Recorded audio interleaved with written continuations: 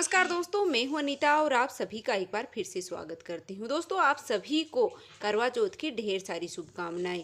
तो आज की वीडियो में हम जानने वाले हैं कि शादी के बाद जो पहला करवा चौथ आता है उसमें लड़की के मायके से है वो क्या क्या सामान आता है, क्या क्या सामग्री हमें उसमें रखनी होती है।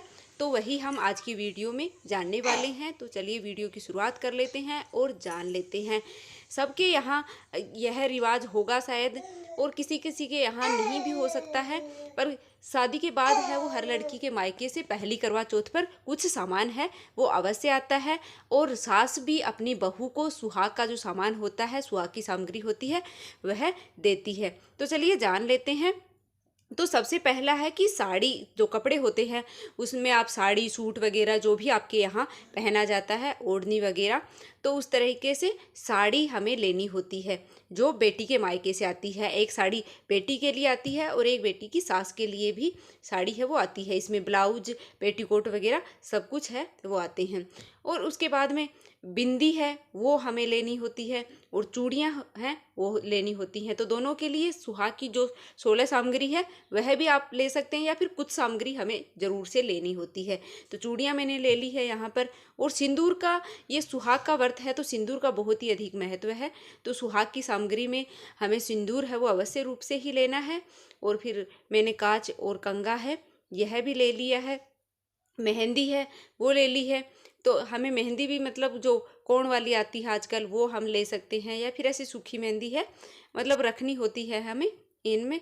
तो इस तरीके से आप है वो रख सकते हैं। लिपस्टिक है, मेहंदी मैंने रख दी है यहाँ पर, और काजल है वो रख दिया है, और जो रबड़ बैंड है वो मैंने रख दिए हैं। कुछ दक्षिणा है वो हमें अवश्य रूप से रख देनी होती है। इसमें मैंने यहाँ पर दिखाने के लिए रखा है, बाकी आप इसमें बहुत ज़्यादा मतलब एक्स्ट्रा जो सामान है वह भी रख सकते हैं, या फिर कुछ कम भी कर सकते हैं, अपने हिसाब से है वो आप रख सकते हैं। पर जो सुहाग की कुछ चीज़ें होती हैं वो अवश्य रूप से रखनी चाहिए।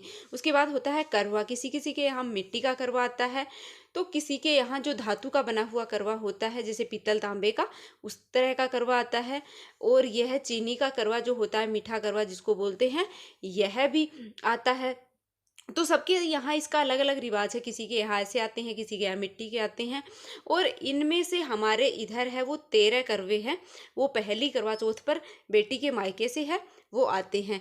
तो यह जो 13 करवे हैं यह बड़ों को दिए जाते हैं, मतलब ससुर जी को, जेठ को, देवर को, इनको भी देते हैं। और साथ में ही सुहागिन जो महिलाएं होती हैं ऐसे करके, और सबके मतलब पैर छूते हैं, आशीर्वाद लेते हैं। तो उनको यह करवा और कुछ दक्षिणा रख करके और दी जाती है। जैसे घर में जेठानी है, ननद है, उनको आप साड़ी वगैरह भी दे सकते हैं। साथ में यह करवा है वो 13 जनों को मतलब दिया जाता है। जो सुहागिन महिलाएं हैं उनको दे सकते हैं, और बाकी जेठ देवर है उनको पैसे देकर के आशीर्वाद लिया जाता है।